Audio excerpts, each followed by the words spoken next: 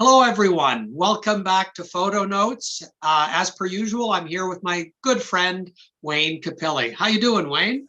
Good. How are you? I'm doing just fine. Today, Bud, we are going to talk about exteriors. This is our first video where we're going outside of the house, and we're going to talk about some key principles to capturing really good, really solid exteriors. Now, Wayne, I know that you have not been looking forward to this episode because where you shoot, you're shooting some of the most rundown, low rent places in all of California. So I know you haven't been looking forward to today. But please jump in if you Yeah, I muddle along with the properties that I shoot, and Yes. I have to shoot what I shoot. What do we all have our burdens to bear, don't we, Wayne? Oh yeah. Yeah. So, in preparing for today, Wayne, we're chatting about like what's involved in shooting a good exterior. What are some of the principles of shooting exteriors that come into play to get us great photographs for our agent clients? So the first principle that I'd like to talk about is this whole notion of what shot is actually going to be the hero shot, and how do we choose the best angle for our hero shot, because that is the shot that's going to be the first shot on the listing, right, Wayne? Yeah, and also the front shot of a real estate shoot really is the most important picture that we have to present. So, we have to bring out the best features of the house in that one image as it goes up. So the front shot is the most important shot. Right. So, Wayne, let me share my screen. Okay. So, Wayne, I guess the first principle is what angle do we take? And of course, we are often frustrated as real estate shooters that quite often we don't get to choose our best or favorite angle because we're blocked off by trees or what have you. But as a starting point, 10,000 foot perspective, if we are not blocked by anything, I think the foundational principle for shooting real estate exteriors is all things being equal, and you've got all angles are fair game. Choose the angle where the entry door is closest to the camera. Okay, well, from this angle, this was a very interesting, more mature property.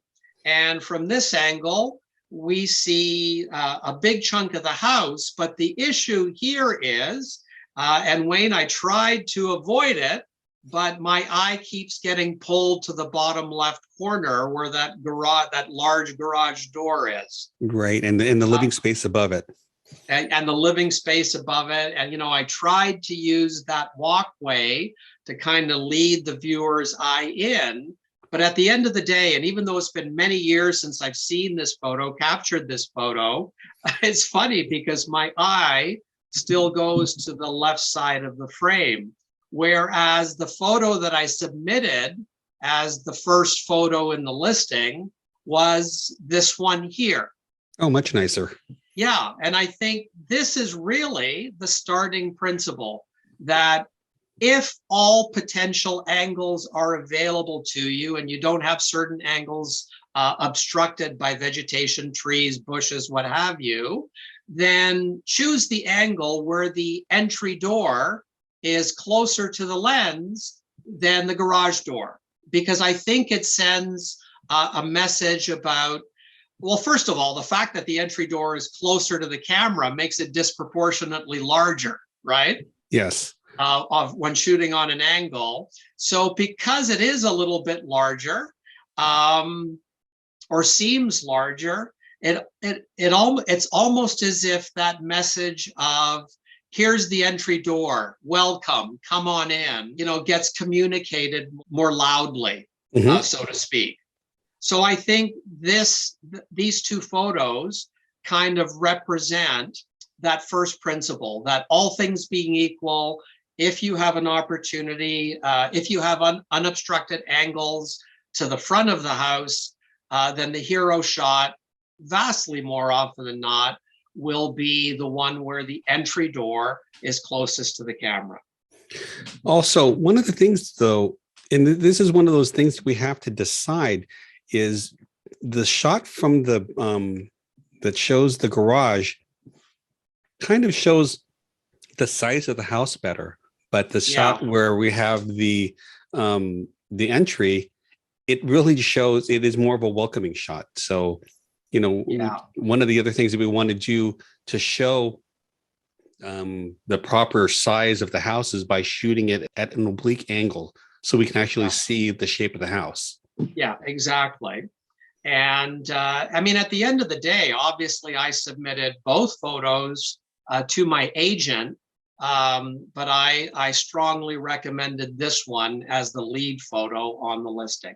Oh yeah, no, this is the one. This is the one that's going to be, the thumbnail for the house. So yeah, and again, it is a much more friendly house. It is from a much more friendly picture and a much more welcoming picture. So this actually shows more personality in the house.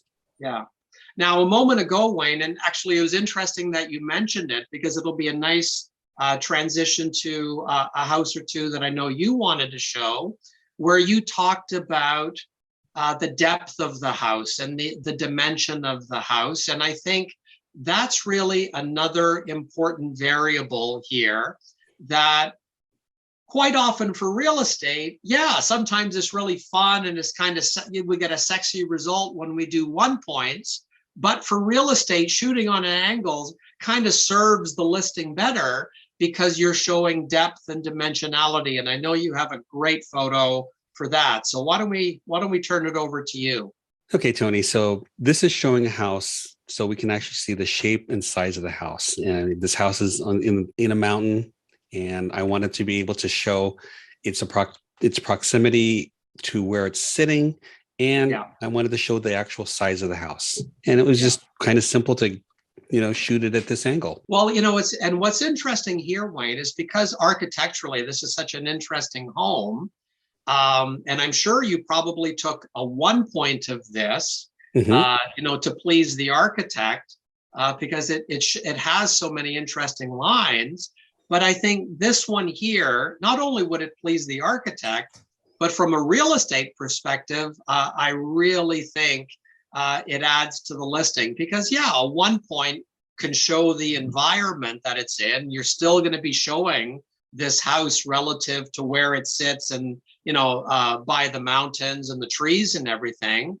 But from this angle, you are showing the complete depth of the house from front to back. And it's a very compelling photograph. Thanks. Also, when shooting it like this, seeing the front yard, the trees, my car on the side, it actually gives scale to the house too. So that's also important. That's the word, scale. Right. Now, it's really interesting, Wayne, because we've been talking a moment ago. I was talking about 1 point, and it's not as if I'm wanting to poo-poo 1 points. They're valuable when shooting exteriors for real estate. And I think you have a couple of photos that kind of speak to that we have to think through what we're doing in a 1 point, right? Right. So I took pictures of this house, and really, I stood in the center of this house and just pointed the camera at this house. Yeah. And although it shows the house, my camera literally is pointed to this window down by the tree. That black window. Yeah. So when I'm informing people as they're looking at this picture, I'm telling you that window is the most important thing that I want to show you in this picture. And it's really not the case. And really that is a 1 point. So what we needed to do was I wanted to, where do I want to show you? Where do I want to bring you? I want to bring you to the entry. Yeah. And so I just literally took, I actually did this in another day. They actually chopped down the tree so I can do this shot. Yeah. Lucky you. Yeah. But this is, again, 1 point, but my camera is now pointed towards the front door because that's where I want you to go. And so my 1 point is to the door, and I simply shot wide and cropped so I barely fit the sides of the house, but that's not important. That garage is not important to me. It's more important for me that you get to the more welcoming front of the house. And so, Yeah. you know, there is one point, but we have to remember, where is your camera pointed when you're doing a one point, as opposed to letting me, yeah, this is informing you that I want you to go to the front door, past the gate. And, there's all these nice elements there that that you see simply by pointing your camera to something more interesting. Yeah. And speaking of the gate, I think that was a really good decision to leave that gate open, because again, we're communicating this notion of come on in, start your exploration, or this could be your new home. Come on in. If that gate was closed, it's like, yes, that's a picture of the house, but it's really not welcoming you to blocking the energy. It's blocking the flow. Yeah. Yeah. So again, point your camera where you want it to go, and make sure that all the places, all the energy that you want me to look at are cleared. So that's where I end up. Okay. So Wayne, before we close out, I'd like to cover off very quickly a couple of additional principles when shooting exteriors for real estate. So Wayne, you and I spend a bunch of time in PhotoNotes talking about how to come up with great interior photographs. And one of the principles that we use is taking advantage of this concept of implied space, that we don't need to show the entire couch for, in a living room. If we're taking a photograph of the selling feature called a fireplace, we don't have to show the entire couch beside it. We can show a portion of it and have the viewer infer the rest, right? Yeah, absolutely. Well, that same notion of leveraging implied space also works for exteriors. So here, I have my tripod just wedged back into the corner of this yard. And if I tried to force the shot where I could see the entire pool, my goodness, the wide angle distortion would be so severe that that pool, it's almost as if the water would be running out of the pool, because this plane right here would be pointing almost straight down, right? Well, yeah. Well, also when you're shooting that wide angle with something like a pool, that makes the building that much smaller. And correct. So you don't want that. You don't want to change the proportions of the pool to the house. Yeah, and we can use it looking the other way. In this particular house, they had a really nice landscaped area where they put their lounge chairs there.